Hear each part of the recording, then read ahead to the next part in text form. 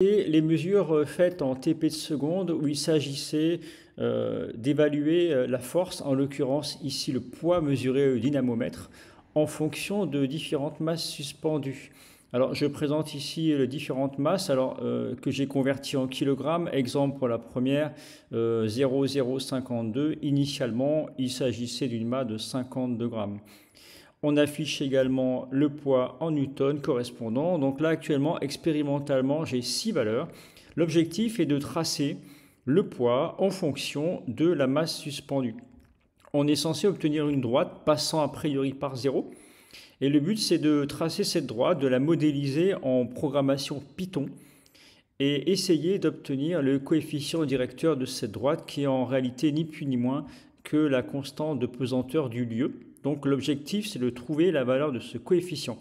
En mathématiques, on aurait par exemple à tracer la droite y égale ax, donc une application linéaire avec une droite qui passe par 0. Alors pour appliquer en Python, j'utilise la suite Anaconda, vous voyez, qui est assez pratique et qui est téléchargeable facilement. Et en l'occurrence, c'est Spider qui va nous permettre de programmer en Python. Alors j'ouvre la console. Vous pouvez trouver à gauche la partie programmation que j'ai un petit peu entamée pour gagner du temps. La console où on va afficher les résultats, les valeurs numériques et ici la partie graphique. À gauche, j'ai marqué le titre. J'ai importé une première bibliothèque. Alors on commence très souvent les programmes Python comme cela. On importe des bibliothèques qui permettent de faire des graphiques, donc en l'occurrence et des calculs. En l'occurrence ici Matplotlib qui permet de tracer les graphiques et à l'avenir sera résumé à un petit alias qui s'affiche ici PLT. Donc dans les programmes, quand on affiche PLT, sous-entendu, c'est qu'on va utiliser cette bibliothèque pour tracer une courbe. Ensuite, on peut tout de suite importer une bibliothèque très utile qui s'appelle NumPy. L'alias sera NP qui permet notamment d'avoir des listes de valeurs comme en dessous par exemple, d'accéder à de nombreuses fonctions. Alors préalablement, j'ai entré mes valeurs qui étaient affichées tout à l'heure dans le PDF. Donc en l'occurrence, les premières valeurs, donc il faut enlever le hashtag pour qu'elles soient validées. Donc les valeurs de masse. Quand vous tapez np.array, vous affichez en réalité des listes. Alors n'oubliez pas, il faut essayer de les mettre entre crochets, car officiellement, dans la programmation Python, ce sont des listes de valeurs, un peu comme des tableaux, si on avait à le faire à la main.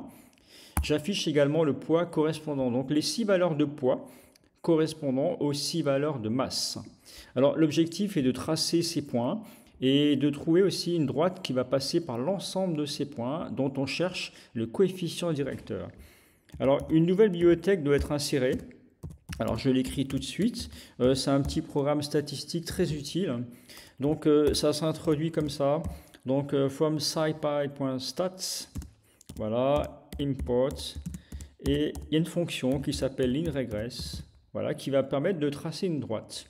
Alors dans la suite de ce programme, une fois que vous avez tapé tout ça, vous avez donc les bibliothèques, les valeurs sous forme des listes. Et donc, il va falloir également faire une régression linéaire, autrement dit, tracer une droite. Alors, il y a une fonction qui permet ça, c'est linregress, et elle peut retourner 5 valeurs possibles. Alors, dans le petit programme que je vous propose, je vais m'intéresser seulement à 3 valeurs, même 2 si vous voulez, ça suffira. Alors, slope, ça sera le coefficient directeur de la droite. Et le intercept ici, il va vous donner l'ordonnée à l'origine, donc a priori, on serait très proche de 0.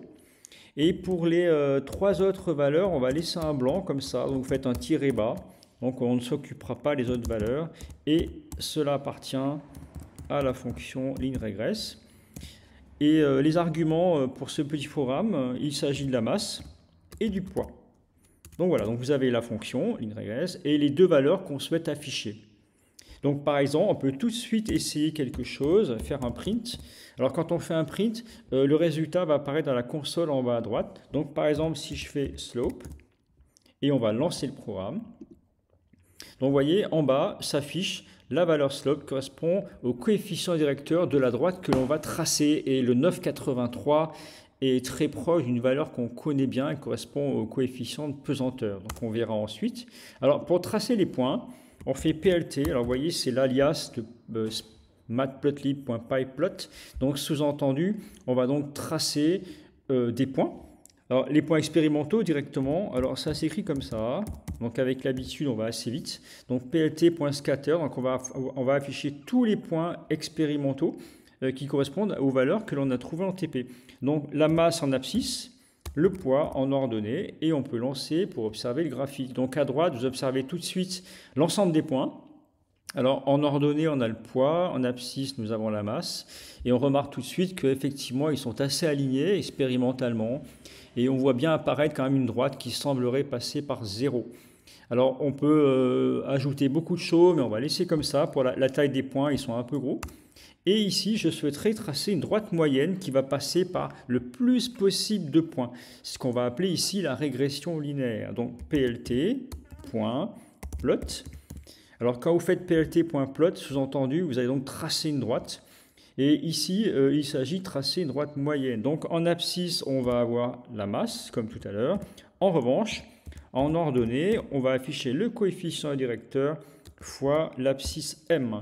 En maths, par exemple, vous auriez affiché a fois x. Donc, rien qu'en faisant cela, on va voir apparaître une droite moyenne. Donc on trace tout ça. Donc vous voyez, la programmation ici permet de tracer une droite qui passe par un petit peu l'ensemble de tous les points. Et effectivement, elle semblerait également passer par 0. Et ce que j'ai affiché depuis le début tout à l'heure avec vous, c'était déjà la valeur calculée du coefficient directeur qui s'affiche à 9,83.